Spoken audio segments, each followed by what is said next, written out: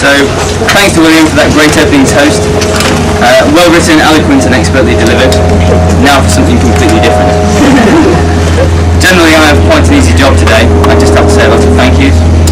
So this is probably a good example. We should have coordinated our speeches really. So firstly I'd like to thank you all for coming. Madge and Irene have made the trip down from Scunthorpe. Phil and Joy have come from Lichfield. Gary's come all the way from Australia.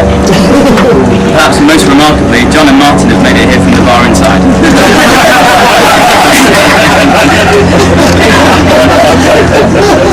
Secondly, I'd like to say a big thank you to William and Melanie for all of their help and support over the past 9 years. 9 years. They've made me feel like a part of the family from day one, and I've never had the chance to say a proper thank you. So I'd like to propose a toast to William and Melanie.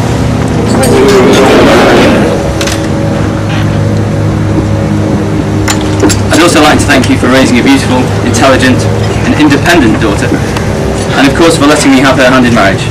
Her happiness is so important to me, and I'm sure to make you both proud. So I'd also like to thank my own parents who, since I was born, have also made me feel like part of the family. In spite of the rumours.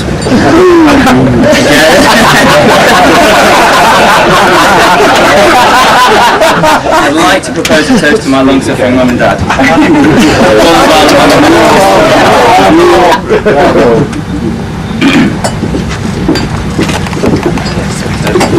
My wife and I, we've also arranged a couple of gifts for our mums, just to say thank you very much for all of their help with the wedding. So, cue ushers.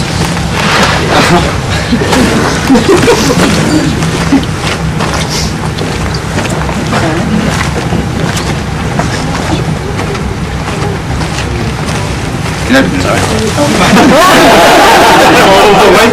Stepping stone. I've met you before. Thank you very much. Yes. Thank you, Hannah.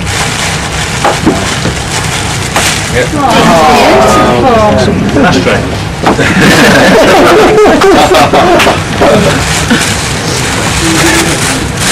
I have to say how beautiful each of us. Oh, is it? Let's talk amongst yourselves. It's not very interesting, don't worry. I have to say how beautiful each of our 3 bridesmaids look today. Girls, it seems an awful long time ago since we used to make jack-o'-lanterns together at Halloween, and I had to stop Lily from eating pieces of raw pumpkin. Jasmine, you can't laugh. I remember an urgent trip to A&E to remove a raw pasta shell which you managed to shove up your nose. That was just last week. You've both come so far. I'm very proud of the 2 lovely young women you've turned into. My wife and I are very happy that Nicola could join us today.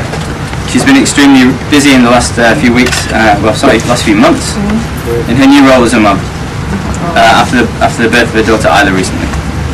So again, thanks for organising the bridesmaids today. You look absolutely lovely.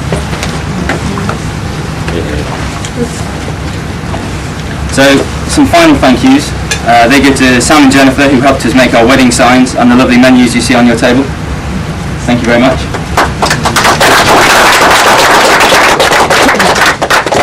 Strange thank you, but thanks to Tom for helping us untangle the bunting.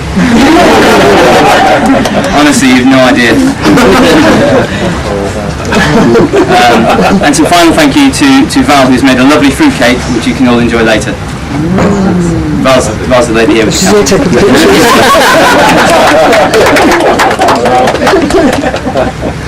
So, marriage isn't about finding the person you want to live with, it's about finding the person you can't live without. And I know that's true for Hannah and I. So this is the part we should have colluded really and discussed, but living with Hannah is an experience. I've come to think of her as a female Dr. Dolittle. I'm sure you're copying what it is. So far this year we've had a poorly chicken recovering by a living room fire, a confused budgie, which Hannah found in our garden, and an orphan duckling named Dennis, who had to live in our bathtub for a few weeks, just until he was big enough to leave. Hannah is the kindest and most warm-hearted person I know, and her fondness of nature has been evident since day one. In fact, Hannah's first word was Winnie, which was the name of the dog. This trend continued, and as soon as she was old enough to walk, I used to walk out of her bed at night and snuggle up with the dog in her basket. This explains a lot, particularly the fleas and her wet nose. You look absolutely beautiful today, Weasel, especially your wet nose, and looking forward to our life together.